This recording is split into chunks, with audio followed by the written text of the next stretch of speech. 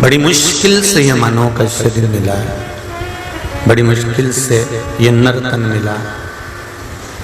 और इतनी मुश्किल से अगर नर्तन मिला है, इतनी मुश्किल से यदि मनुष्य का शरीर मिला है और उसको यूं ही गवा दें हम, ऐसे ही छोड़ दें हम, तो हमारा जीवन व्यर्थ है।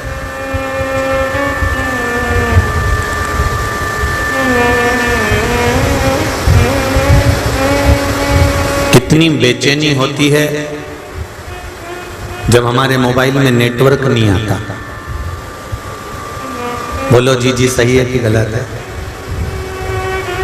हमारे मोबाइल में नेटवर्क नहीं आता तो कितनी बेचैनी होती है कि अब मैं व्हाट्सएप कैसे चलाऊं, मैं फेसबुक कैसे चलाऊं, मैं यूट्यूब कैसे चलाऊं, मैं इंस्टाग्राम कैसे चलाऊं। कितनी बेचैनी। 2 बार तो मोबाइल बंद चालू करके देख लिया, ये चल क्यों नहीं दिया? तो किसी ने कहा बैलेंस नहीं होगा। नहीं, बैलेंस तो है। तो उसने कहा कि एक काम करो कि वो नेटवर्क दूसरी जगह चेंज करके देखो। तो उसमें 3-4 ऑप्शंस रहते हैं कि इस पे क्लिक करा तो इस वाले ये BSNL से जुड़ गया कि जियो से जुड़ गया कि इससे जुड़ गया कि उससे जुड़ गया। उसने 3-4 जगह उसको जोड़ने का प्रयास किया।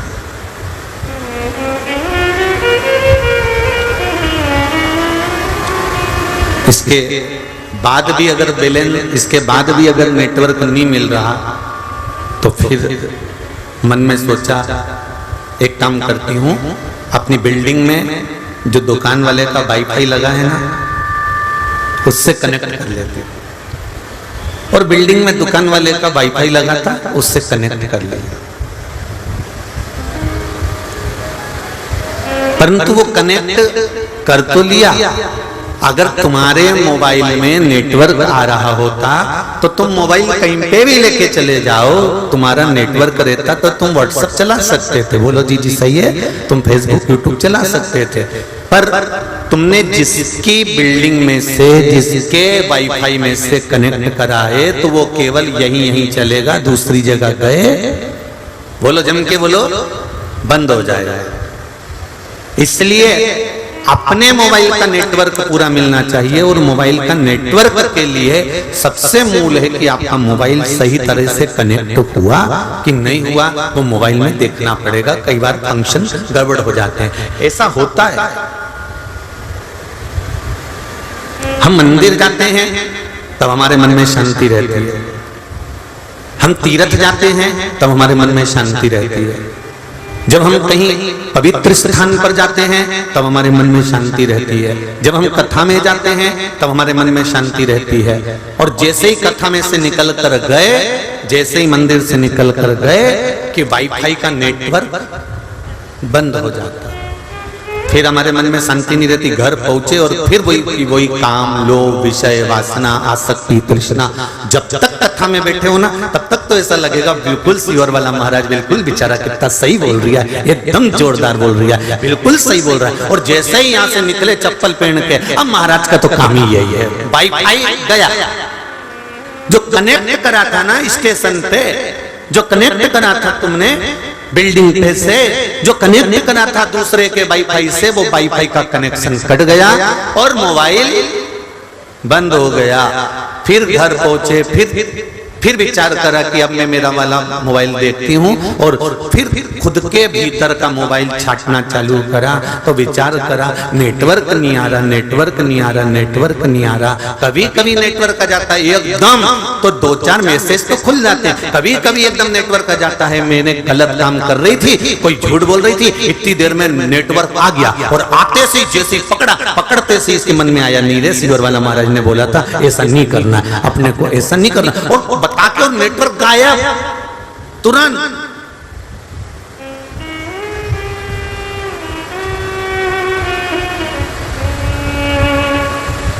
एक निवेदन है, दूसरी जगह के वाईफाई से कब तक अपना मोबाइल कनेक्ट कर रखोगे? बोलो ईमानदारी की बात है। आप तो चलते फिरते मोबाइल ये शरीर है, इसलिए इसको अपने बल पर कनेक्ट करना बताओ। उस ईश्वर से ऐसा इस शरीर को और इस आत्मा को जोड़ लीजिए कि फिर वाईफाई की जरूरत नहीं पड़े, डायरेक्ट चलता रहा है, डायरेक्ट। मिने तेरे ही भरोसे, ओ बाबा तेरे ही भरोसे, हवा विच उड़ती जावांगी, बाबा डोर तो छटेगा कटी जावांगी, भोले में तेरी बदन, शंभो में तेरी बदन। बाबा इस कनेक्शन को जोड़कर रखना है। सारी समस्या का हल एक लोटा जल। ये एक लोटा जल नहीं है, ये पूरा नेटवर्क है ऊपर से नीचे तक का। आप मंदिर जाती हो, एक लोटा जल समर्पित करती हो, वो एक लोटा जल समर्पित करना और उस जल का स्मरण करना कितना सुखप्रद होगा।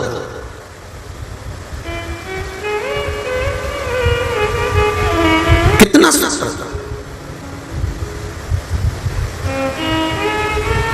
एक पत्र आया है, जरा ध्यान दीजिए।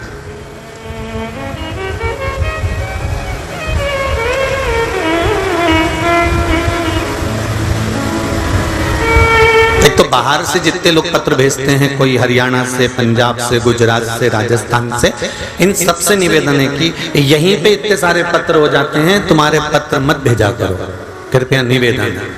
आपके क्षेत्र में जब कथा हो तो इन पत्रों को हम जरूर पढ़ें। पढ़ा इनको, ऐसा नहीं। और बहुत सारे जो बाहर से पत्र आए हैं उनका भी स्मरणों पर निवेदन है। यहीं का तो इतना सारा ढेर लगा है, तुम खुद देख लो। ये रहा। अब इतना सारा इनका पढ़ूं कि तुम्हारा पढ़ूं, ये बता। तो निवेदन है कि बाद में अगर आपका पत्र नहीं पढ़ेंगे तो आपको बुरा लगेगा। इसलिए निवेदन है कि यहीं के जहां कथा होती है वहीं के इतने सारे पत्र इकट्ठे हो जाते हैं, तो आप अपने अपने पत्र जो बाहर बाहर से, उत्तरांचल, हिमाचल, यूपी, गुजरात, हरियाणा, असम, जगह जगह से, उड़ीसा, सब दूर से पत्र भेजते हो तो थोड़ा ध्यान रखिएगा। श्री शिवाय नमस्ते। एक पत्र आया है, देखिए।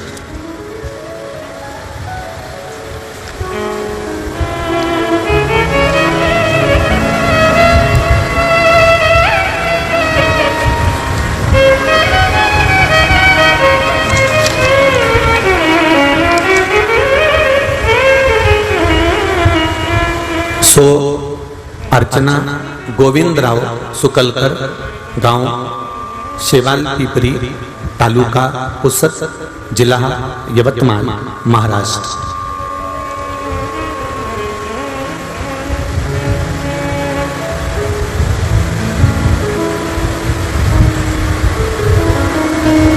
गुरुजी 2000, आप ही हैं, दोनों हाथ हिला दो एक बार। श्री शिवाय नमस्तुभ्यम। 2013 से नौकरी नहीं थी गुरुदेव। जब 2013 में नौकरी नहीं थी, बहुत अप्लाई किया, बहुत परीक्षाएं दी, सारा काम किया गुरुदेव।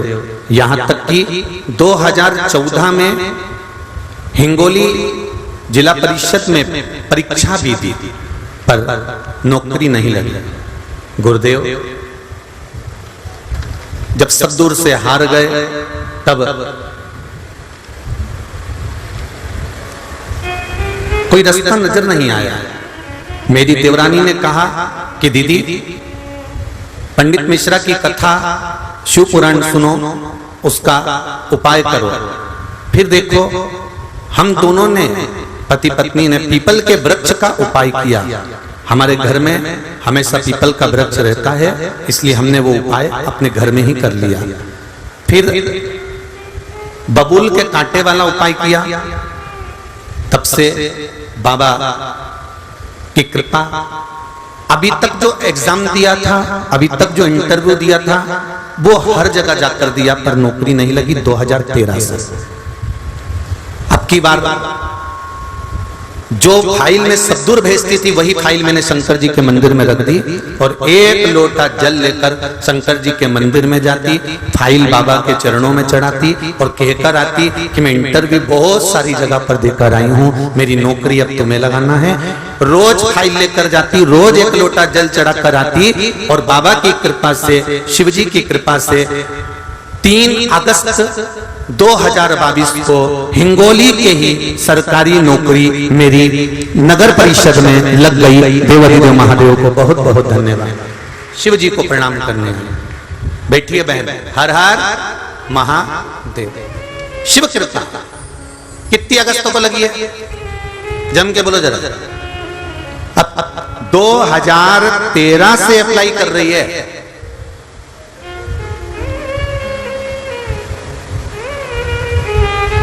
आप आए नहीं और सुबह हो गई, मेरी पूजा की थाली धरी की रह गई।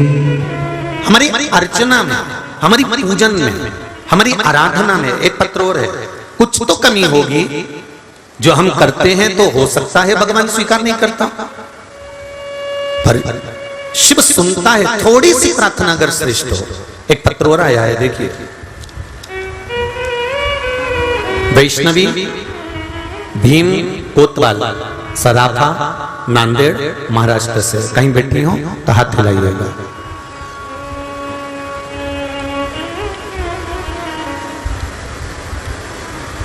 मैं अपने बेटे के बारे में कहना चाहती हूँ। गुरुजी, मैं नांदेड़ जिला महाराष्ट्र से आई हूँ। मैंने 22 जुलाई शुक्रवार को एक नन्हे पुत्र को जन्म दिया और उसे जन्म से ही सर में एक बड़ी सी गठान आई। बड़ी सी गठान थी। हमें लगा कि सर थोड़ा सा बड़ा होगा, क्योंकि बच्चा जन्म लेता है तो कई बच्चों का सर कहीं ना कहीं से बड़ा हो जाता है। तो हमने डॉक्टर को दिखाया।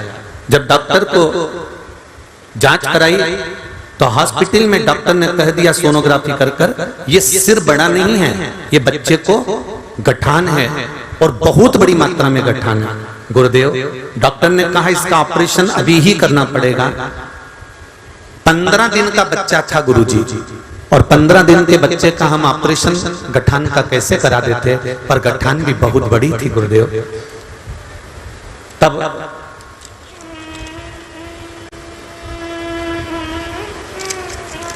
जब गठान बड़ी थी, ऑपरेशन का बता दिया। बच्चा 15 दिन का था। हमने ऑपरेशन नहीं करवाया और हमारे कोई रिश्तेदार ने कहा शिव पुराण में बताया है 1 लोटा जल सारी समस्या का हल।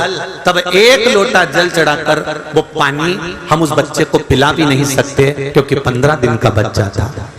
15 दिन के बच्चे को ना पिला पाए, ना हम बेलपत्री उसको खिला पाए। तब हमने दूसरा उपाय सोचा कि शिवजी पे चढ़ाया गया जल जब इतना कारगर है, तो क्यों ना हम इस बच्चे को हॉस्पिटल से लेकर चलते हैं और शंकर जी को ही चढ़ा देते हैं। गुरुदेव, हमने उस बच्चे को ले जाकर शिवजी को चढ़ाया और 1 लोटा जल बाबा को चढ़ाकर उस जल को उस बच्चे को लगाया। 15 दिन के अंदर गठान गल गई महाराज। 15 दिन के अंदर गठान गल गई। इसलिए हम बाबा को प्रणाम करने के लिए आए। श्री शिवाय नमस्तुभ्यम। ये शंकर है। ओ घड़ी, बच्चे का फोटो भी दिया। आप लोग आस्था चैनल के माध्यम से, फेसबुक यूट्यूब के माध्यम से देख सकते हैं। अंदर भी बच्चे का फोटो है। तेरी कृपा बिना न हिले एक भी अणु, लेते हैं श्वास तेरी कृपा से तनो तनो। हे गंगाधार मुक्ति द्वार ओंकार तू, भूले ओंकार तू। आयो शरण तिहारी शंभु तार तार तू। बखान क्या करूं मैं राखों के ढेर का, चपटी भगोद में खजाना कुबेर का। महाराज, आप उसका विश्वास रखकर, हृदय रखकर, चित्त रखकर आप उसको एक चावल का दाना भी चढ़ा रहे हो, तो वो क्या दे रहा है आपको मालूम नहीं पड़ पाएगा। एक बात कहना चाहूंगा, यहाँ जितने लोग कथा सुनने के लिए बैठे हैं और जितने आस्था चैनल पर सुन रहे हैं, जितने फेसबुक यूट्यूब पर सुन रहे हैं, जितने इस हिंगोली की मंडी के प्रत्येक प्रांगण के अंदर बैठकर कथा सुन रहे हैं, ये ऐसे ही कथा सुनने नहीं आ गए। इनको ना निमंत्रण भेजा है, ना चावल भेजा है, ना कोई ने जाकर अनाउंस करा है, ना किसी ने जाकर इनको पत्रिका दी है। पर ये कथा सुनने क्यों आए हैं? इन्होंने एक ना एक बार भगवान शंकर से कुछ ना कुछ जरूर कहा होगा और बाबा ने जरूर दिया होगा, इसलिए यहाँ पहुंचे। ये निश्चित है, ये निश्चित था।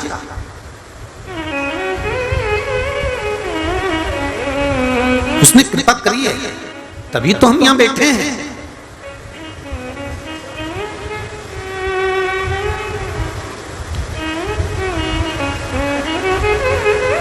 1.5 लाख 2 लाख लोग प्रतिदिन मोबाइल पर ऑनलाइन कथा श्रवण कर रहे हैं, जरा देखिएगा आप। और यहां 2-2, 3-3 लाख लोग रोज कथा श्रवण कर रहे हैं।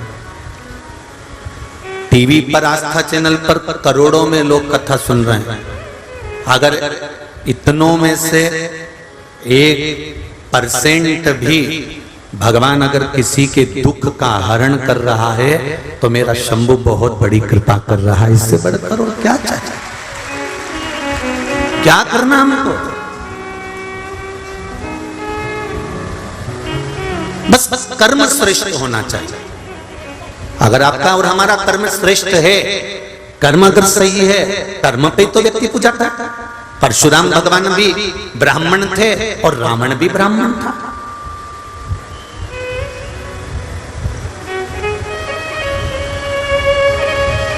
रावण भी शंकर भगवान की आराधना करते थे और परशुराम भगवान भी शंकर की आराधना करते थे। बोलो सही है कि गलत? रावण भी तप करता था और परशुराम भगवान भी तप करते थे। रावण भी साधना करता था और परशुराम भगवान भी साधना करते थे। परशुराम भगवान भी ब्राह्मण थे और रावण भी ब्राह्मण था, पर दोनों में कर्म पूजा गए। रावण ब्राह्मण था पर एक कर्म ऐसा कर गया कि चौराहे चौराहे पर उसका पुतला जल रहा है, और परशुराम भगवान ऐसा कर्म कर गए कि मंदिर के अंदर पूजा रहे हैं। ये कर्म पूजा। ब्राह्मण दोनों हैं,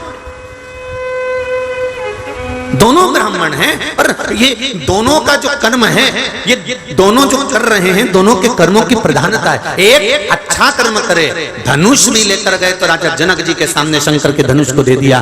धनुष लेकर पहुंचे तो राजा जनक को प्रदान कर दिया। धनुष लेकर पहुंचे तो जग कल्याण का कार्य किया। और रावण ने अपनी सत्ता बनाने के लिए, अपना वैभव बनाने के लिए, अपनी प्रतिष्ठा बनाने के लिए अहंकार के शब्दों का संबोधन किया। अपनी वाणी को अभिमतता से लिप्त कर कर छोड़ा।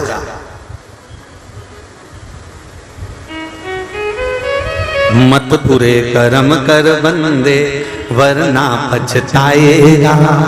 भगवान की आंखों से तू बच नहीं पाएगा, तू बच नहीं पाएगा। कोई जरूरी नहीं कि आप बहुत ऊंचे ओहदे पर बैठे हो तो आपका कर्म बुरा नहीं होगा। हो सकता है कि संसार में ऐसे कई लोग जन्म लेते हैं जिनका कर्म बुरा कर लेते हैं। बहुत विद्वान से विद्वान भी विद्वत्ता में लिप्त होने के बाद भी कर्म बुरा कर जाते हैं। रावण में क्या कमी थी? सब कुछ था। सोने की लंका थी, मंदोदरी साथी, भरा पूरा परिवार था, कुटुंब कबीला था। शिव का उपासक था, शंकर की आराधना करता था। जिसके ससुर, जिसके पिता स्वयं भगवान शंकर के यहाँ पर यजमान पांडित्य कर्म करते हो, ऐसे विद्वान रावण का कर्म बिगड़ जाना ये सोचने वाली बात है कि क्यों, किस कारण से। जब व्यक्ति का अभिमान, व्यक्ति का अहंकार, व्यक्ति की अभिमतता, व्यक्ति की अकड़, व्यक्ति का अहम जब सामने आ जाता है तो उसका करा धरा सारा की सारा कर्म बेकार हो जाता है। ये समझना है हमको कि हमारी वाणी में, हमारे व्यवहार में, हमारी विद्वत्ता में कहीं अहम प्रवेश तो नहीं कर गए, कहीं अहंकार प्रवेश तो नहीं कर गए।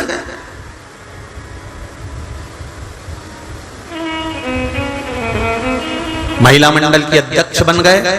अभी तक तुम भाभी जी थे, अभी तक तुम जीजी थे, अभी तक तुम काकी जी थे, अभी तक तुम चाची जी थे, अभी तक तुम बुआ जी थे, अभी तक तुम नानी जी थे। जैसे पद मिला, पद मिलते से तुम्हारे को थोड़ा सा अभिमान आ गया। अब कोई कह भी रहा है तो तुम मुझे जानती नहीं हो, क्या मुझे में अक्ल नहीं है? मैं अध्यक्ष हूं।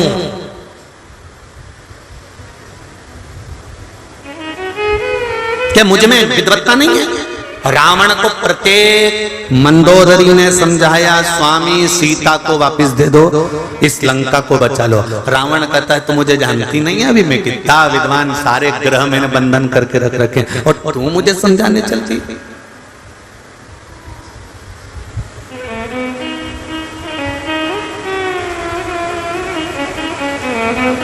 तू मुझे समझाने जा रही है?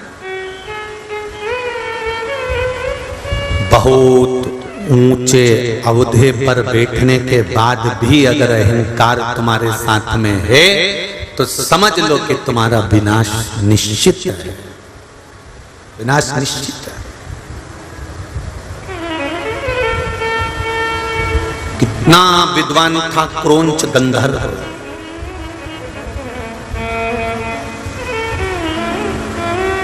कितना विद्वान था क्रौंच गंधर्व। कहते हैं क्रौंच गंधर्व अगर कोई गलत काम करता था तो उसको रोक देता था। ए तुम क्या कर रहे हो, क्या कर रहे हो तुम?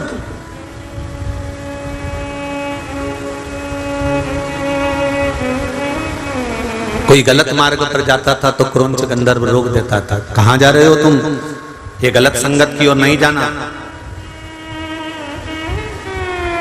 गलत मार्ग पर नहीं जाना। क्रौंच गंधर्व जो देवताओं के पास में रह रहा है, इंद्र की सभा में बैठता है। क्रौंच गंधर्व जो देवताओं की सभा में बैठकर सबको नीति का पथ दिखाता है। क्रौंच गंधर्व जो अच्छी जगह पर बैठकर लोगों का मार्ग निश्चित करता है। क्रौंच गंधर्व जो सब अप्सराओं को भी एक बात कहता है कि गलत पथ पर मत जाना, अप्सराओं को भी समझाता है। वो क्रौंच गंधर्व की बुद्धि कहां गई थी जब शोभरी ऋषि के घर में प्रवेश कर गया?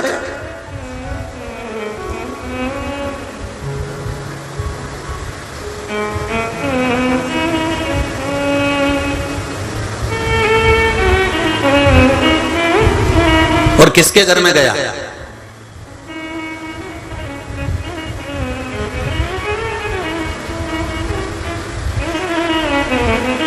चोरी करने वालों को, चोटों को और चोटियों को। एक निवेदन है, चोरी करने के लिए बहुत घर पड़े हैं, मेला पड़ा हुआ है, मार्केट पड़ा हुआ है, बोलो सही है कि गलत है? पूरा बाजार पड़ा हुआ है, शादी ब्याह पड़े हुए हैं, बहुत सारी किटी पार्टियां पड़ी हुई हैं। अगर चोरी ही करना है तो ऐसी जगह जाकर करो। पर चोरी कितना पापी चोर होगा, उसके पूर्वजों को कितना धिक्कारते होंगे देवता कि वो चोरी करने भी जाता है तो तीर्थ में और कथा में, जहां भक्त जाते हैं, जहां भगवान का भगत पहुंचता है, जहां भगवान का स्मरण करने वाला पहुंचता है, जहां भगवान का नाम जाप करने वाला पहुंचता है। तुम्हारा भाग्य कहां चले गया? क्या मेले नहीं लगते? क्या झूले नहीं लगते? क्या मार्केट में भीड़ नहीं होती? क्या मार्केट में नहीं जा सकते? चोरी करना है तो ऐसे जगह पर जाकर चोरी करो जहां भगवान का भजन ना हो रहा हो, जहां भगवान का कीर्तन ना हो रहा हो, जहां भीड़ भड़के में परमात्मा का नाम जप ना हो रहा। चोरी करने का शौक है, भगवान ने तुम्हारे ललाट पर सील लगाकर भेजा है कि तुम चोटे हो तो चोरी करो, जाओ।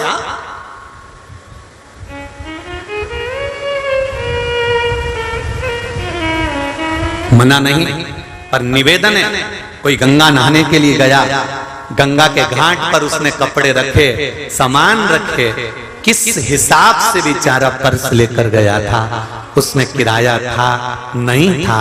कितनी गड़गड़ी में, कितनी गर्दी में वो गंगा को नहाने के लिए गया, कपड़े उतार कर, और तुम उसका सामान, तुम उसका बैग, तुम उसके पैसे लेकर चले गए, उसके पास किराया तक नहीं था। कितनी बद्दुआ दी होगी, कितनी बद्दुआ दी होगी। तुमने तो उसका पर्स रख लिया, तुमने तो उसकी चेन, तुमने तो उसका मंगलसूत्र, तुमने तो उसका सामान रख लिया, पर विचार करना कि भगवान के धाम में उसने कितनी बद्दुआ दी होगी। एक जन्म में तुम भोग नहीं सकते, ना जाने कितने जन्म होंगे, तो भी तुमको तड़प तड़प कर मरना पड़ेगा, तब भुगतोगे, तब मालूम। बहुत कठिन है बाबा। शिव महापुराण की कथा कहती है, एक सेठ के घर में से एक व्यक्ति ने कर्जा ले लिया था और कर्जा नहीं चुकाया था तो उसी सेठ के घर में उसको भैंस बन के जन्म लेना पड़ा था। सेठ रोज दूध निकालता था और वो भैंस रोज रोती थी और अपनी बेस्ट फ्रेंड से कहती थी भैंस कि जीजी एक बात समझ में नहीं आती, ये सेठ जी हमारा पूरा दूध क्यों नहीं छोड़ लेता है। तो जो बेस्ट फ्रेंड थी भैंस की, वो भैंस कहती थी कि ये सेठ बड़ा चतुर है, जिसको कर्जा देता है अगर वो चुका नहीं पाता है तो इसके यहाँ भैंस बनकर दूध दे देकर चुकाता है। इसलिए निवेदन है, किसी का पैसा लो, किसी का धन लो, किसी का 10 रुपया भी लो, याद कर कर वापिस चुकाना, नहीं तो मालूम पड़े उसके घर में भैंस बनकर आना पड़े।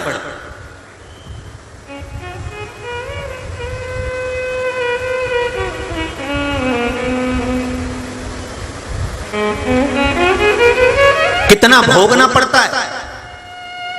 हमें बड़ा दुख होता है जब हम गधे को देखते हैं, हमें बड़ा दुख होता है जब हम किसी पशु पक्षी को देखते हैं, हमें बड़ा दुख होता है किसी जानवर को देखते हैं और वो जानवर भूख से बिलक रहा होता है, रोड पर चक्कर खाकर गिर रहा होता है, जब वो बैलगाड़ी को खींच रहा होता है, भूखा प्यासा वजन तोड़ कर जा रहा होता है, तब हमको दुख होता है।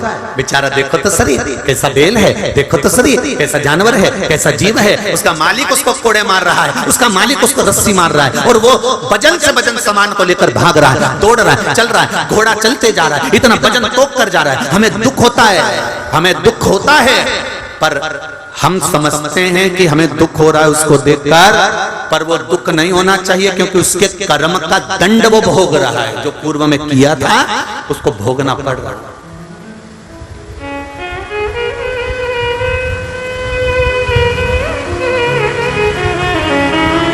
कितना कर्म का खेल है। लंकाधिपति रावण वो भी ब्राह्मण है, परशुराम भगवान वो भी ब्राह्मण है। एक ने कर्म अच्छा करा तो मंदिर के अंदर पूजा रहे हैं और एक ने अच्छी जगह बैठने के बाद भी कर्म बुरा कर दिया, इसलिए चौराहे पर आग लगाया जा रहा है। क्रौंच गंधर्व देवताओं की सभा में बैठने वाला क्रौंच गंधर्व, जो देवताओं की सभा में बैठकर सबको ज्ञान देता था, सबको विद्वत्ता बताता था, सबको अभिमतता में सबको अपना अपना रसतत्व ग्रहण कराता था। क्या कर रहे हो, कहां जा रहे हो, क्यों गलत काम कर रहे हो, क्यों गलत मार्ग पर जा रहे हो। जो इतना विद्वान होने के बाद क्रौंच गंधर्व शोभरी ऋषि के घर में प्रवेश कर गया, जिस समय पर शोभरी ऋषि की धर्म पत्नी मनोमयी और शोभरी ऋषि दोनों शंकर जी की आराधना कर रहे थे। दोनों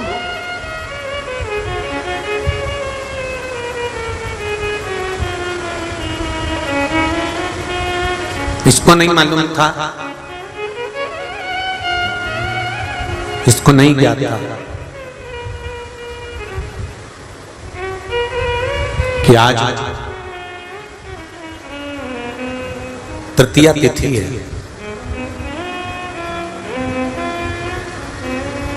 भादो के महीने की शुक्ल पक्ष की तृतीया तिथि पर नारी जब हरताली का व्रत करती है तो 16 श्रृंगार धारण करती है, नूतन वस्त्र पहनती है, नूतन श्रृंगार करती है, नैनों में सुरमा, लाली, झुमका, हार, पाटली, चूड़ी, पायल, सारा श्रृंगार करती है, संपूर्ण श्रृंगार, क्योंकि वो शंकर भगवान और माता पार्वती श्री गणेश जी महाराज का पूजन करने बैठ रही है। हरतालिका का अखंड सौभाग्य का पूजन करने बैठ रही है। कुंवारी कन्या भी अगर हरतालिका तीज का व्रत करती है तो वो भी श्रृंगार कर कर बैठती है, भले मांग नहीं भरती पर श्रृंगार करती है, पूर्ण श्रृंगार।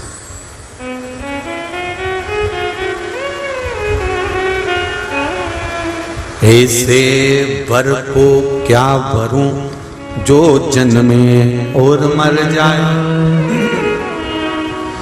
वर वरूं मेरा सांवरा तो मेरा चूड़ा अमर हो जाए।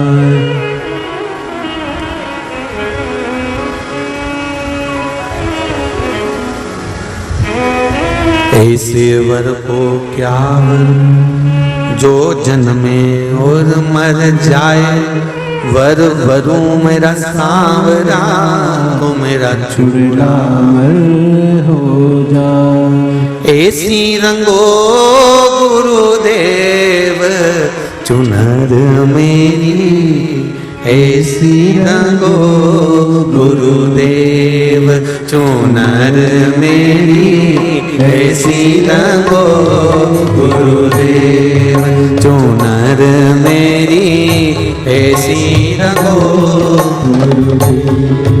चुनर मेरी, ऐसी रंगो गुरुदेव, ऐसी रंगो गुरुदेव चुनर मेरी, ऐसी रंगो गुरुदेव ऐसी रंगो गुरुदेव, सब गाइए मोरी ऐसी रंगो गुरुदेव, चुनर मोरी ऐसी रंगो गुरुदेव चुनर मोरी ऐसी रंगो गुरुदेव।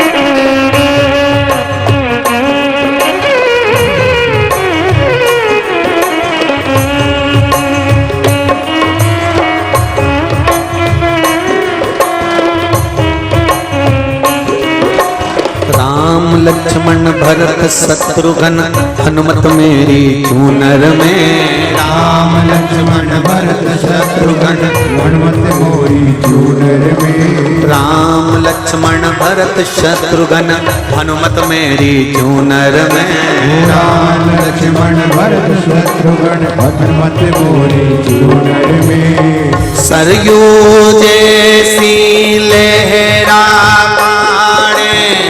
ऐसी रंगो गुरुदेव चुनर मेरी, ऐसी रंगो गुरुदेव ऐसी रंगो गुरुदेव चुनर मोरी, ऐसी रंगो गुरुदेव चुनर मोरी, ऐसी रंगो गुरुदेव चुनर मोरी, ऐसी रंगो गुरुदेव, ऐसी रंगो गुरुदेव चुनर मोरी, ऐसी रंगो गुरुदेव चुनर मेरी, ऐसी रंगो गुरुदेव।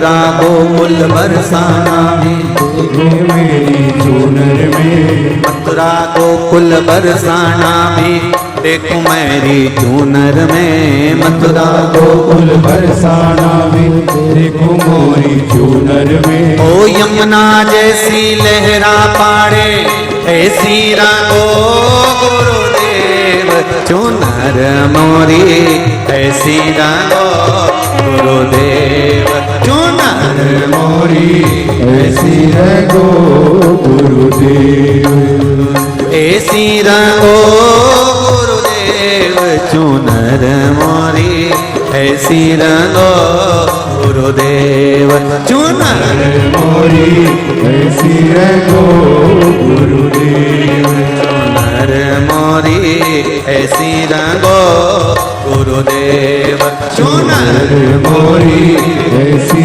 रंगो गुरुदेव, ऐसी रंगो गुरुदेव चुनर मोरी, ऐसी रंगो गुरुदेव चुनर मोरी, ऐसी रंगो गुरुदेव, चुनर मोरी, ऐसी रंगो चुनर मोरी, ऐसी रंगो गुरुदेव, चुनर मोरी, ऐसी रंगो गुरुदेव, चुनर मोरी, ऐसी रंगो गुरुदेव, चुनर मोरी, ऐसी रंगो गुरुदेव, चुनर मोरी, ऐसी रंगो हार हार महादेव है।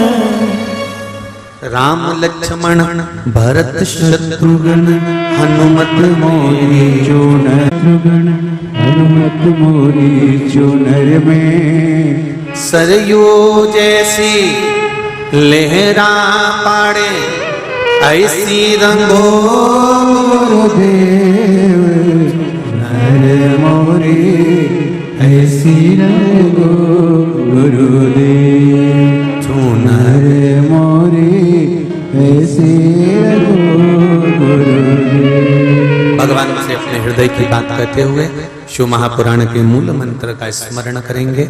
श्री शिवाय नमस्तुभ्यं, श्री शिवाय नमस्तुभ्यं, श्री शिवाय नमस्तुभ्यं, श्री शिवाय नमस्तुभ्यं, श्री शिवाय नमस्तुभ्यं।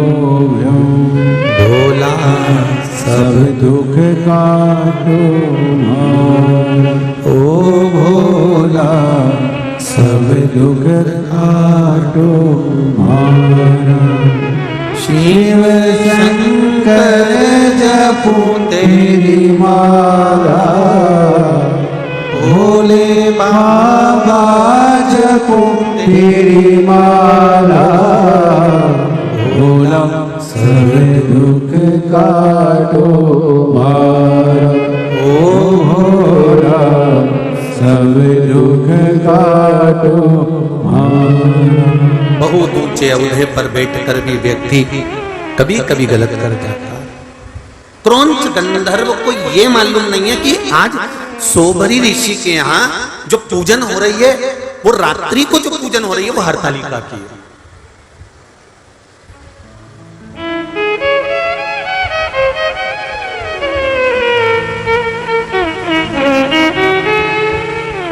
चोरों को ये नहीं मालूम पड़ता कि वो कहां चोरी कर रहे हैं, उनको तो धन चाहिए। और ये सोचो कि अपनी कितनी पीढ़ी को वो नरक में पटक रहे हो। सोबरी ऋषि के घर में मनोमयी पूजा की तैयारी कर रही है, शिव का स्मरण करने की तैयारी है। और क्रौंच गंधर्व आज सबको सीख देने के बाद में, सबको समझाने के बाद में थोड़ा भ्रमण पर निकले।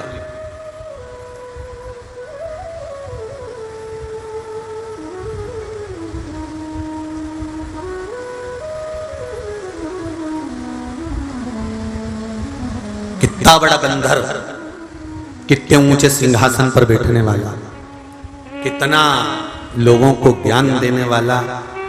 कलकत्ता में कहा था, पहले के जो कारीगर थे, जो गाड़ी सुधारते थे, वो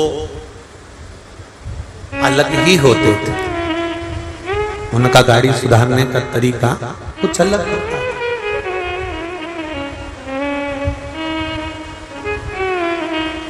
और अभी जो कारीगर हैं, इनका गाड़ी सुधारने का तरीका अलग। गलती कर गए क्रोंच भ्रमण पर निकले, घूमते घूमते क्रोंच गंधर्व सोबरी ऋषि के द्वार पर पहुंच गए।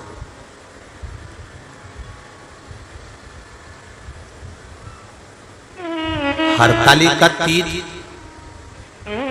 के दूसरे दिन, तृतीया के बाद क्या आती है? जम के बोलो, जम। गणेश चतुर्थी, गणेश जी बैठते। अब स्त्री नारी पूरी रात जगी है, पूरी रात शिव की आराधना करी है, पूरी रात में 5 बार तो उसने स्नान किया है, 5 बार श्रृंगार धारण किया है, और श्रृंगार धारण कर कर पूजन कर कर भगवान शंकर की आराधना में डूबी हुई है, भजन में लगी हुई है। केवल एक काम है उसका, स्नान करना, पूजन करना, स्नान करना, पूजन करना, भगवान का भजन में तल्लीन रहना, भगवान के भजन में डूबी। उसका एक काम, उसके सिवाय उसके पास में रात में कार्य क्या है? जिस दिन व्रत है, जिस दिन साधना है, जिस दिन उसका उपवास है, उसको मतलब क्या किसी से?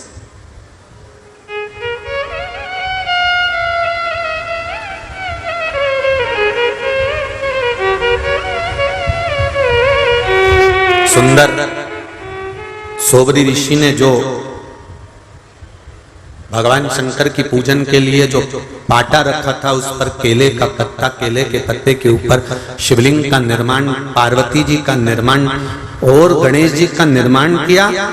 रात्रि को सुंदर फुलरा बांध पूजन किए, बड़ा भाव से पूजन करिए, रात भर पूजन चली। पर क्या मालूम था कि इतना विद्वान जो सबको ज्ञान दे रहा है,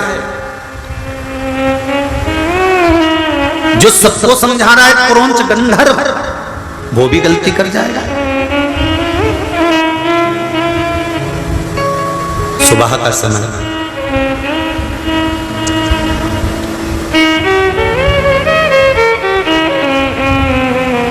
बहुत सुंदर बात लिखी है, थोड़ा सा समझने की बात है, बहुत ध्यान देना इसको। शिव महापुराण की कथा कहती है, हरतालिका व्रत के अंतर्गत जब आप सुबह ब्रह्म मुहूर्त तक पूजन कर लें, पूजन करने के बाद में भगवान का विसर्जन करने के लिए जब नदी पर, तालाब पर, जहां बहता पानी हो, जहां सुंदर जल हो, बावड़ी, तालाब, नदी, जहां विसर्जन करने के लिए भगवान शंकर का जाएं, तो जिसने व्रत करा होता है, जिसने उपवास करा होता है, उसको विसर्जन तक जरूर जाना चाहिए। प्रयास।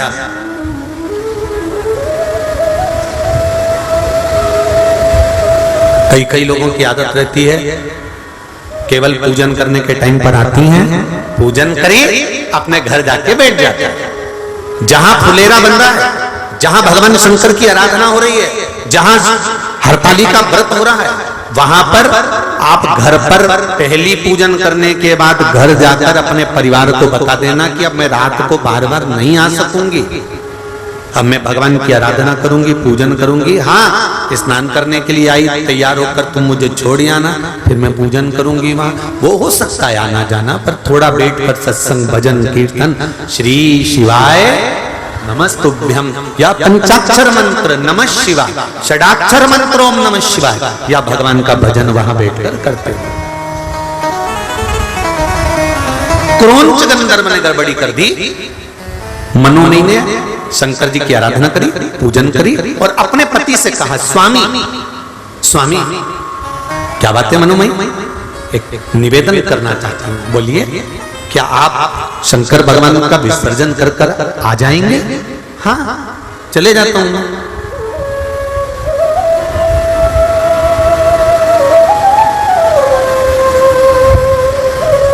क्या आप शिव जी का विसर्जन कर कर आ जाओगे? हाँ चले जाता हूं। पूजन आपने करी है, अर्चना आपने करी है, आराधना आपने करी है, शिव को निमंत्रण देकर आपने बुलाया, तो छोड़कर भी कौन आएगा?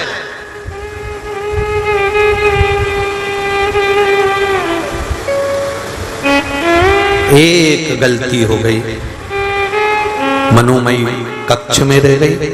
शंकर भगवान को पाटे पर, जो भगवान शिव चौरंग पर पाटे पर केले के पत्ते पर बने थे, पूजन जो हुई थी, वो सोबरी ऋषि लेकर चल दिए। ले जाकर सोबरी ऋषि तो जैसे ही निकले, इतनी देर में जो क्रौंच गंधर्व दुनिया को ज्ञान दे रहा था, जो क्रौंच गंधर्व सबको ज्ञान बांट रहा था, अपने इंद्र के सिंहासन के पास में बैठकर देवताओं के नजदीक रहने के बाद भी वो क्रौंच गंधर्व सही नहीं रह पाया। और सोबरी ऋषि की धर्म पत्नी सुबह सुबह जब माताएं आखिरी पूजन करती है शंकर भगवान की, तो माता पार्वती जी को सिंदूर दान करती है। सिंदूर दान कर कर माताएं अपनी मांग में सिंदूर भरती है। हरतालिका तीज कर आप लोगों को स्मरण होगा, आखिरी पूजन में जब माता पार्वती को सिंदूर का दान दिया, सिंदूर अपनी मांग में भरा, भरकर बस मनोमय अंदर प्रवेश कर रही थी, इतनी देर में क्रौंच गंधर्व उस घर के अंदर प्रवेश कर गया और दरवाजा उसने बंद कर लिया। द्वार बंद करा, मनोमयी को लगा कि मेरे पति विसर्जन कर कर आए। बहुत ध्यान से सुनना जरा कथा था। कई लोगों का प्रश्न रहता है कि हम गणेश जी बिठाते हैं तो गणेश जी के पास में वो चूहा रहता है, ये कौन था? तो ये हरतालिका की कथा सुन लो, आज मालूम पड़ जाएगा कि वो चूहा कौन था।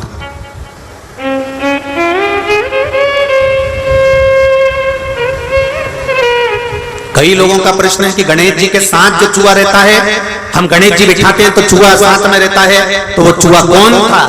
तो उनको मालूम होना चाहिए कि चूहा कौन था। क्या गड़बड़ी कर गया था कि चूहा बन गया था?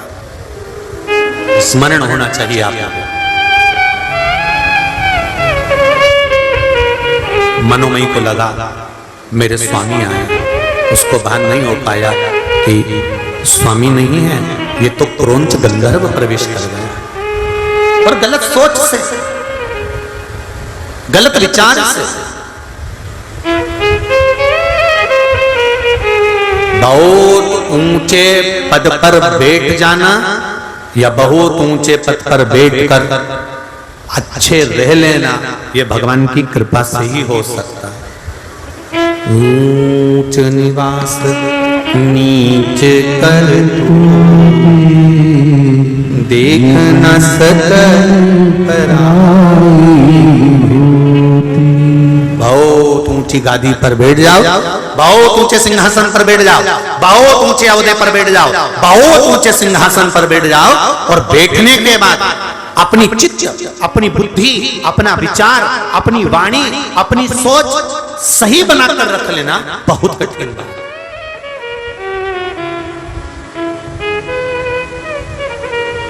एक भगवान से एक प्रार्थना जरूर करना आप लोग, मैं तो निवेदन करूंगा हिंगोली वासियों से भी, आस्था चैनल पर कथा सुनने वालों से भी, फेसबुक यूट्यूब पर कथा सुनने वालों से भी निवेदन करूंगा, भगवान से प्रार्थना करना, भगवान हमें ऊंचे सिंहासन पर बिठाना, हमें ऊंची गादी देना, हमें राशि ठाड़ देना, हमें दुनिया का सारा सुख देना, पर इतनी कृपा करना कि अपनी वाणी से, अपने द्वारा हम किसी को नीचा ना दिखाएं।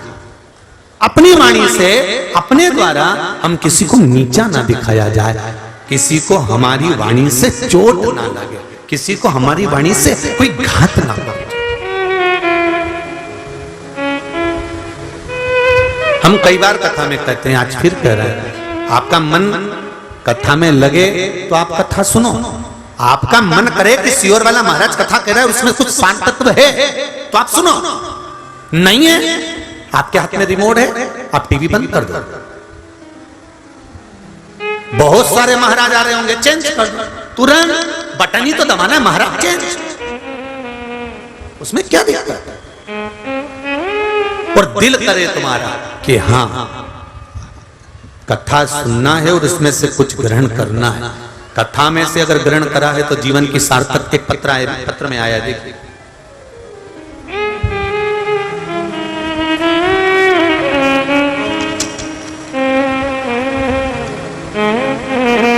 अंजुलेश नवीन जायसवाल हिंगोली से हैं, कहीं बैठे हो तो हाथ हिलाइएगा। आप ही हैं? श्री शिवाय नमस्ते, दोनों हाथ हिला दो एक बार। हर हर महादेव। पूज्य गुरु जी मेरा सादर प्रणाम। मैं अंजुलेश नवीन कुमार जायसवाल हिंगोली की रहने वाली हूँ। हम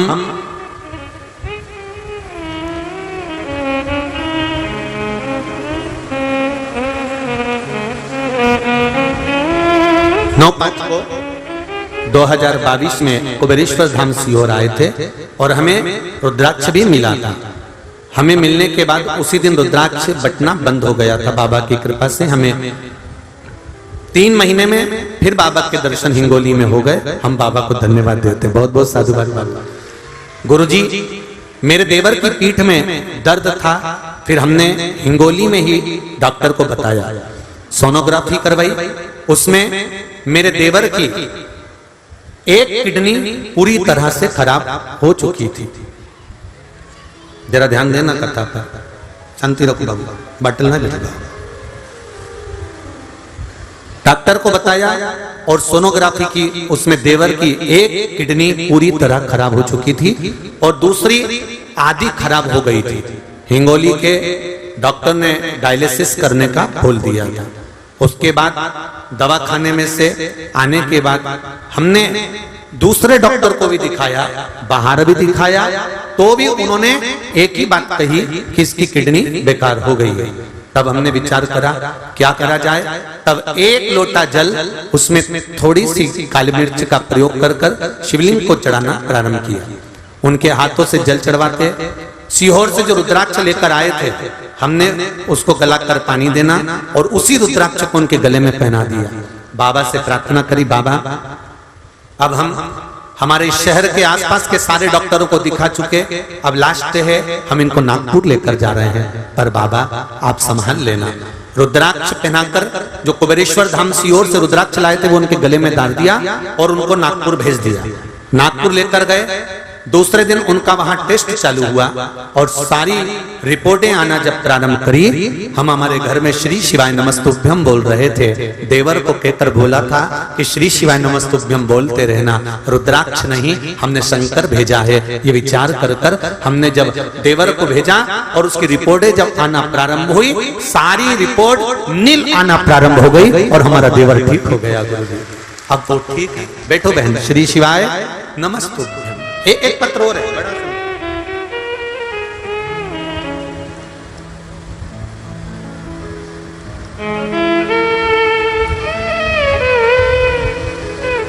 हिंगोली 7 माता मंदिर के पीछे गुरुजी आपको प्रणाम।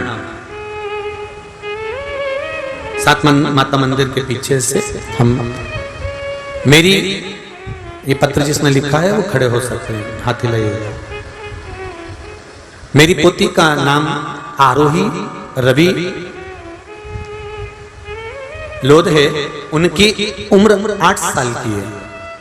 कहीं बैठे हो हाथ हिलाइएगा। वह बचपन से एकदम स्वस्थ और तंदुरुस्त थी।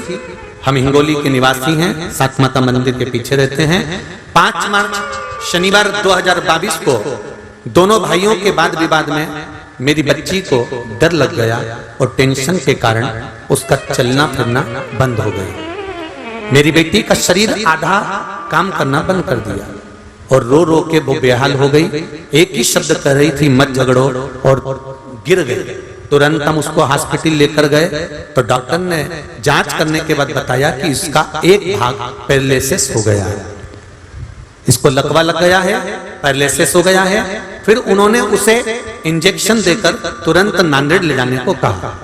नांदेड़ के डॉक्टरों ने MRI किया और बताया कि बच्ची का सर, दिमाग की नस फट गई है, उसका रक्त निकलना प्रारंभ हो गया है, इसलिए इसको बोलना बंद हो गया, काम करना शरीर बंद हो गया, सुध चली गई और उसका भाव ऑपरेशन करना पड़ेगा शीघ्र अभी ही।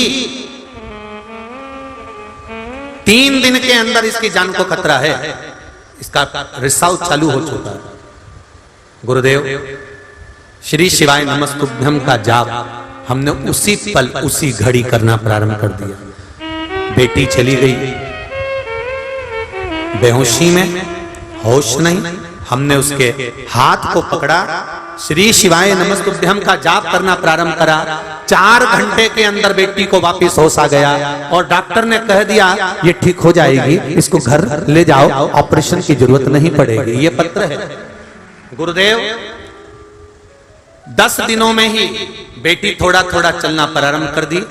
उसका जो पैरालिसिस था वो आराम लग गया। भोले बाबा की कृपा से आज हमारी बच्ची पूरी तरह से चलने बोलने लगी है, स्कूल जाने लगी है, यूनिफॉर्म आदि कादिक सब पहन कर जाती है। हमने टेस्ट पर टेस्ट करा लिए, अब हमारी बेटी पूर्ण तरह से आराम है। ऑपरेशन नहीं करने दिया बाबा ने। ये शिव है। उस बेटी का फोटो भी लगाया, देखिए जो आस्था चैनल पर कथा सुन रहे हैं, फेसबुक यूट्यूब पर सुन, और आप लोग भी दर्शन कर लीजिए। ये शिव है, ओ घड़ी शंकर कृपालु, तेरी कृपा बिना न हिले भी अनु लेते हैं सांस तेरी कृपा से तनो तनो। बखान क्या करूं मैं राहों के ढेर का, चपटी भवोत में खजाना कुबेर का।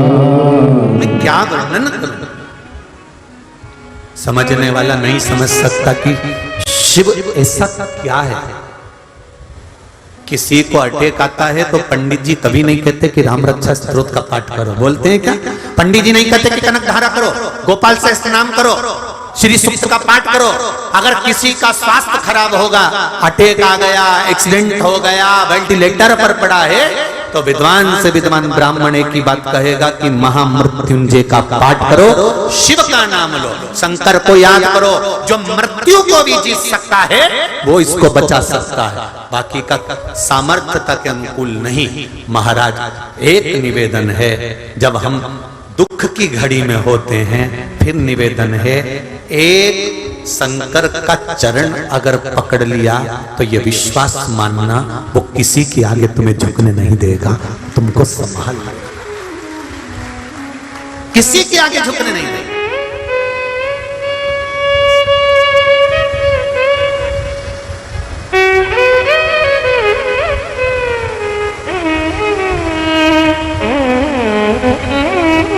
एक पति नौकरी करता था, उसकी नौकरी छूट गई। छूटने के बाद में पति ने एक प्लाट था, प्लाट पर मकान बना लिया कर्जा लेकर। कर्जे वाले प्राण पर प्राण खा रहे, नौकरी अलग छूट गई।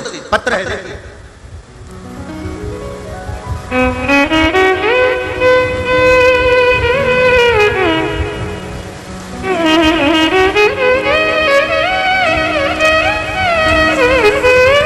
शरद महादेव व्यवहारे परभणी महाराष्ट्र से पत्र देखिए, उन्होंने लिखा है, मेरा नाम शारदा महादेव व्यवहारे, मैं परभणी महाराष्ट्र से आई हूं। कई बेटियों हो तो हाथ हिलाइएगा। महाराज पिछले साल महीने में परिवार बहुत परेशानियों में हो गया था गुरुदेव। मेरे पति की नौकरी छूट गई और हमने छोटी सी जगह ले ली थी जिसपे बैंक से कर्जा लेकर मकान बनवा लिया। गुरुदेव नौकरी की समस्या आ गई, पति बहुत मानसिक टेंशन में रहने लगे, गुजर बसर का भी दुख हो गया, भोजन के लाले हो गए, मकान बेचने की कतार पर आ गया। गुरुदेव बड़ा फैसला लेने को मेरे पति ने कह दिया कि अब ये मकान बनाया है, अपन इसको बेच देते हैं, बेचकर कर्जा चुका देंगे, नौकरी नहीं भी है तो कहीं से गुजारा तो चल जाएगा।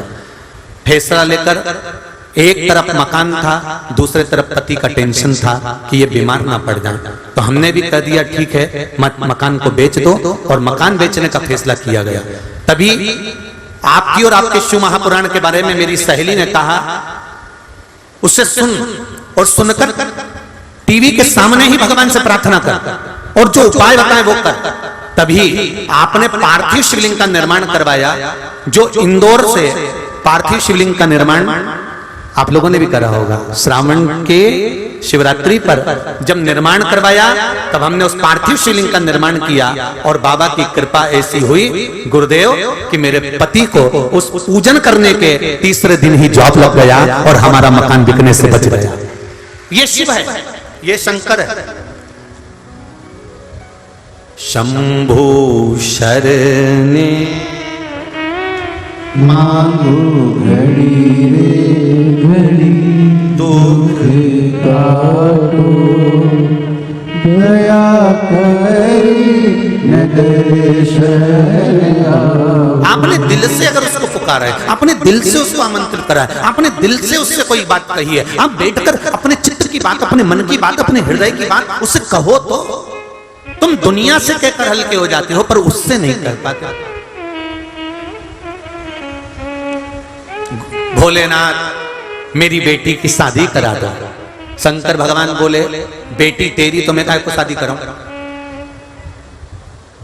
जब तू वहां पर भी मेरा तेरा कर रही है, मंदिर में बैठकर भी कर रही है कि मेरी बेटी की शादी करा दो, तुम्हें वहां बोलना चाहिए भोलेनाथ आप ही की दी हुई पुत्री है, आप ही की है, और जैसे अशोक सुंदरी का विवाह करा था आपने, मेरी बेटी आपकी है और आपको इसका विवाह करना है। शिव जी कहे जब मेरी है तो टेंशन मत कर, निपटा दूंगा 3 महीने में ही। जा जहां तेरा अहंकार आ जाता है, मैं और मेरा आ जाता है, अभिमान के शब्द आ जाते हैं, अभिमत्ता की वाणी आ जाती है, वहां से भगवान दूर हो जाता है। जहां रावण शंकर भगवान की आराधना करते थे, रावण शंकर भगवान की आराधना में लगा रहता था, पर रावण जब अहंकार की बात करता था, मैं लंकेश हूं, तो भगवान शंकर बहुत दूर हो जाते थे।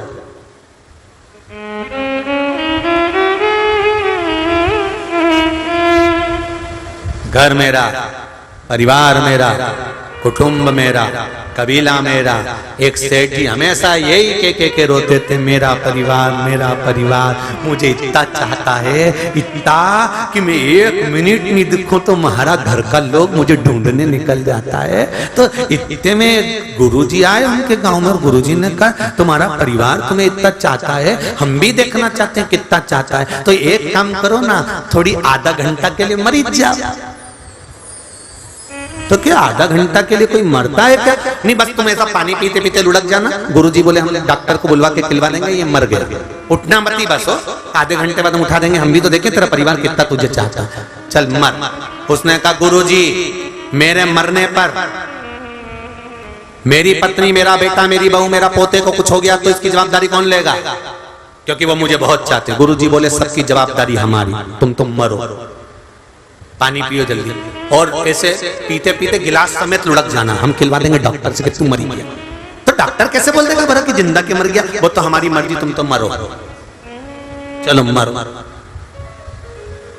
बस आंख मत खोलना, पड़े रहना, ठीक है। और सेठ जी और मेरे परिवार को कुछ हो गया तो हम बैठे ना, तुम तो मरो।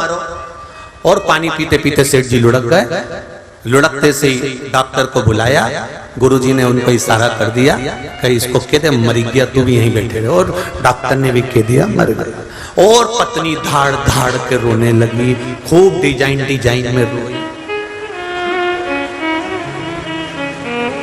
खूब सारा घर का लोग रोया, खूब रोई, महाराज सेठ चले गया, खूब धाड़ धाड़ के रोई।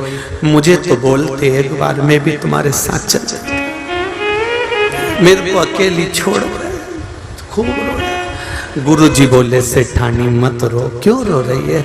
मेरे को बताया था करिए, मेरे को अकेला छोड़ गए। इतने में गुरुजी ने झोली में से पुड़िया निकाली, पुड़िया निकाल कर कहा सेठानी इस पुड़िया में एक ऐसी चीज है, तू खाएगी तू मर जाएगी और सेठ जी जिंदा हो जाएंगे, ले खा ले। इतने में तो पत्नी रोती हुई बोली इनकी तो उम्र हो गई थी, अब धाड़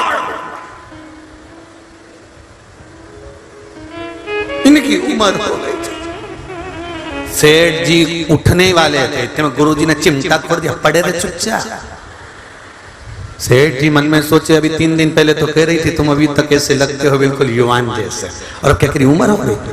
छोरा रो रहा था, तू क्यों रो रहा? मेरे पापा चले गए, पिताजी चले गए, तू क्यों रोता? ले बूटी तू खा, तू खाएगा तू मर जाएगा, तेरा पिता जिंदा हो जाएगा। छोरा रोते रोते बोला पिताजी कह रहे थे सारा काम अब तुझे ही संभालना है, इसलिए इनको आराम से जाने दो। छोटा सा पोता वो रो रहा था, तू क्यों रो रहा? मेरे दादाजी मर गए, तो रोने की क्या जरूरत है? अब मुझे कुरकुरा कौन दिलाएगा, चाउमीन खिलाने कौन ले जाएगा?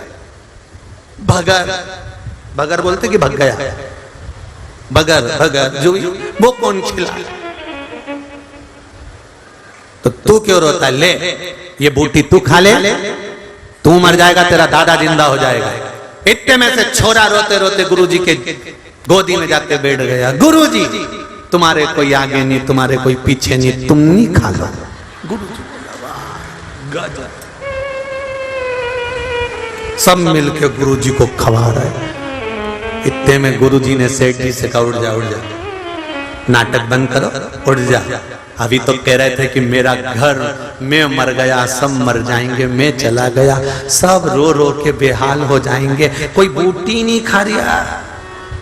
और तू जोड़ जोड़ जोड़ 8 बजे से दुकान खोल कर बैठा, रात को 10 बजे तक ग्राहक आ रहा है, जोड़ जोड़ जोड़ जोड़ जोड़, शुगर बीपी ब्लड प्रेशर सब कर लिया शरीर में, नरक जैसा शरीर कर लिया। घुटने काम नहीं कर, कमर काम नहीं कर, आड़ा टेढ़ा होके चले। भगवान से के भगवान भगवान, अब भगवान भी के पूरा शरीर बेकार करा जोड़ जोड़ के, जिनके लिए मरा के उनसे कि थोड़ा आधा घंटा बैठो मेरे शरीर की मालिश करो, छोड़ा सके 1 घंटा बैठ मेरे शरीर की मालिश कर। पत्नी से बोल, जिसको कमा कमा कर दिया था, जिस छोरे के लिए बिल्डिंग बना कर दी थी, उसको बोल, पोते को बोल कि मैंने इतना छोड़ कर जा रहा हूं, मेरे शरीर का देख रेख करो।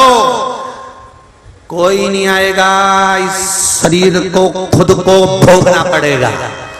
अकेले आए थे भेरू, अकेले ही जाओगे, कोई काम नहीं आएगा, न जगदम्बा न चंद्रघंटा, किसी काम की नहीं। इसलिए निवेदन है, अपने कर्म का दंड अपने को भोगना है, कोई दूसरा नहीं भोगेगा। ये तो खजूर वाली चोटी बन, तुम अच्छे से रहो, अपने कर्म का भोग भोगना। इसलिए प्रतिदिन शिव महापुराण की कथा 2 बजे से 5 बजे तक आती है, कभी 1 बजे से 4 बजे तक आती है। अपने जीवन की सार्थकता को सिद्ध करिए, और बन सके तो 1 लोटा जल शंकर को चढ़ाना प्रारंभ करो, अपना जीवन संवारने के लिए। मत करो दान, नहीं चाहिए किसी को धन तुम्हारा, 1 रुपया भी नहीं दे सकते, मत दो किसी को। तुम अपना समय भी नहीं दे सकते, मत दो। तुम अपना धन दौलत किसी को नहीं दे सकते, मत दो। पर 1 लोटा जल तेरे घर में जो फ्री का मिल जाता है, वो फ्री का ही लोटा उठा ले और उसी जल को चढ़ाना चालू कर दे, तो तेरी जिंदगी संवर जाएगी। ये सारे पत्र लोगों ने जो जल चढ़ाया है, ये उसका प्रमाण है कि हमें बाबा ने क्या दिया है। मौत के मुंह से निकाल कर लिया है। वेंटिलेटर पर आईसीयू में पड़े रहोगे, डॉक्टर अपना काम करेगा, परिवार वाले अपना काम करेंगे, दवाई वाले दवाई देंगे, औषधि वाले औषधि देंगे, काम करने वाले काम करेंगे, पैसा देने वाला पैसा देगा, पर भोगना इस शरीर को पड़ेगा। वेंटिलेटर पर पड़े रहोगे, आईसीयू में पड़े रहोगे, घर के लोगों को 24 घंटे अंदर नहीं रहने देंगे। रहने देते क्या? बाहर बैठे रहो, कभी कभी अंदर आने देंगे, दर्शन कर लो, देख लो, चले जाओ बाहर, अंदर कोई नहीं आने देगा। तब अंदर कौन रहेगा? शिव महापुराण की कथा कहती है, जो तुमने 1 लोटा जल चढ़ाया है, तुम्हारे पलंग पर वो शंकर बैठा मिलेगा, हर पल हर घड़ी हर क्षण मिलेगा, वो शिव मिलने वाला। अकाल मृत्यु वो मरे जो काम करे चंडाल का, काल उसका क्या बिगाड़े जो भक्त हो महाकाल का। अपना समय निकालो, भगवान शंकर को 1 लोटा जल। दुकान 8 बजे जाते हो, दुकान टाइम पे ही खोलना है, तो 7:45 बजे शंकर के मंदिर चले जाओ। समय दिन में नहीं मिलता, सुबह नहीं मिलता, दिन में बेटा आ जाए तब चले जाओ। तो कहो शंकर के मंदिर कभी भी जा सकते हैं, तो शमशान जाने के लिए कोई मुहूर्त देखा जाता है? कोई मर गया तो तुमने कभी सुना? पंडित जी को पंचांग में देखो जरा, हमारे दादाजी मर गए, इनको कितनी बजे ले जाए, जरा देख के बता। शमशान जाने का मुहूर्त नहीं होता, शंकर भगवान के दरवाजे पर जाने का कोई मुहूर्त नहीं होता। शिव जी कहते हैं, जिंदगी भर मुहूर्त देखने वाला भी अंत में बिना मुहूर्त के चला जाता है। कोई मुहूर्त शंकर के पास का नहीं होता। शंकर तो अड़भंग बैठा है, कैलाश पर्वत में दरवाजा नहीं है। तुमने कभी सुना कि कैलाश पे दरवाजा है, इधर से जाना दरवाजा है, उधर से जाना? भगवान के बैकुंठ में दरवाजा है, इंद्र लोक में दरवाजा है, ब्रह्म लोक में दरवाजा है, सारे लोक में दरवाजा मिलेगा, गौलोक में दरवाजा मिलेगा, पर कैलाश पर्वत पर दरवाजा नहीं मिलेगा, क्योंकि शंकर जी के पास दरवाजे का काम ही नहीं है। वो कहता है कपाट के चक्कर में झंझट हो, इसलिए दरवाजे का काम नहीं, तुम्हारी मर्जी पड़े जब आ जाना, 1 लोटा पानी चढ़ा वो अपने घर चले जाना, बाकी का मैं सब निपट लूंगा, तुम तो हाजिरी भरो, रिजल्ट में दे दूंगा, तुम क्यों टेंशन कर।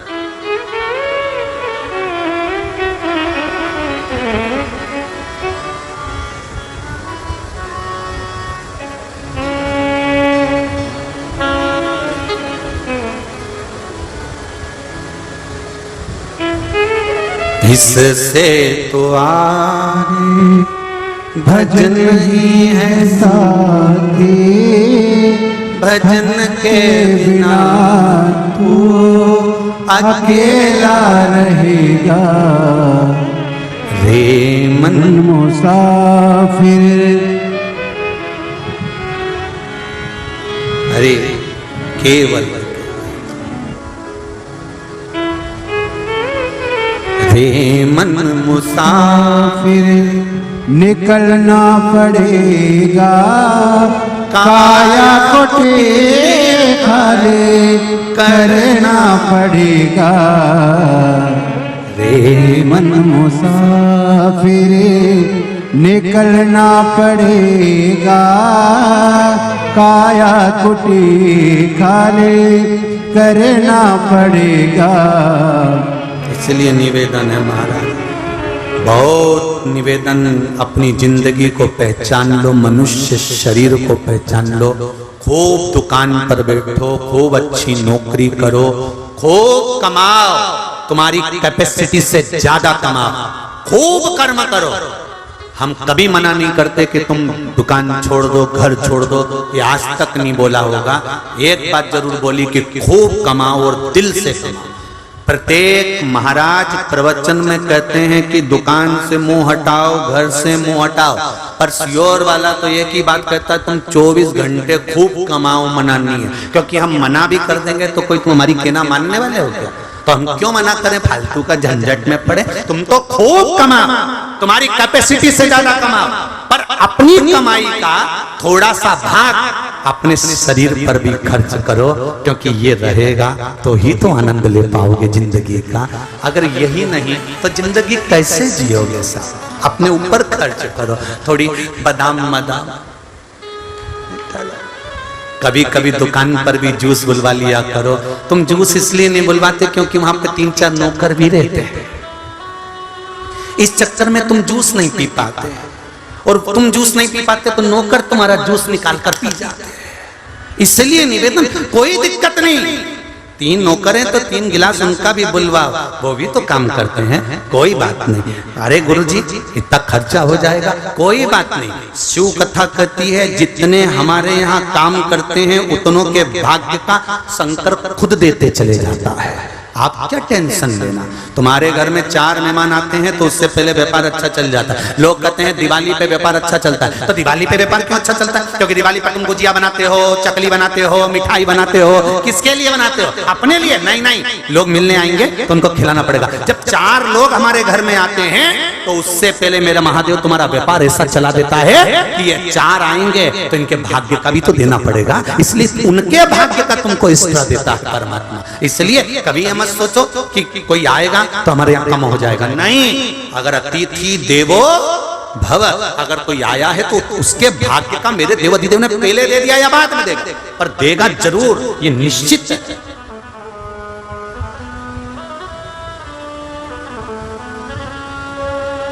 चलो एक अंदाजा लगाना, पहले घर में बेटा था, माता पिता था, छोटा सा मकान था, बोलो सही है कि गलत है? छोटा सा मकान।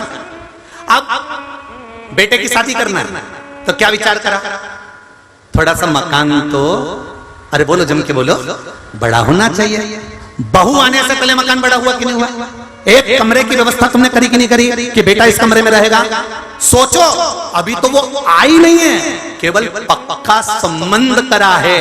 तो किसी ने कह दिया बहू का पांव अच्छा है। बहू का पांव अच्छा नहीं है, जो हमारे घर में बढ़ता चले जाता है मेरा महादेव उसके भाग्य का देता चले जाता है, जो बढ़ेगा वो देगा। फिर किसी ने कहा हमारे दादाजी थे जब हमारे यहाँ खूब धन था, दादाजी गए तो धन चले गया। मतलब अगर भगवान किसी के भाग्य का दे रहा है तो जो चला गया, अब तुम्हारे यहाँ से जो नौकर चले जाएगा तो उसकी तनख्वाह थोड़ी ना तुम दोगे, तो जो गया उसका हिस्से का देना महादेव ने बंद कर दिया कि अब इसके हिस्से की चाय नहीं दूंगा, इसके हिस्से का खाना नहीं दूंगा। जो आ रहा है उसके हिस्से का दे रहा है, जो चला गया उसके हिस्से का भी चला गया। तो क्यों दुख मना?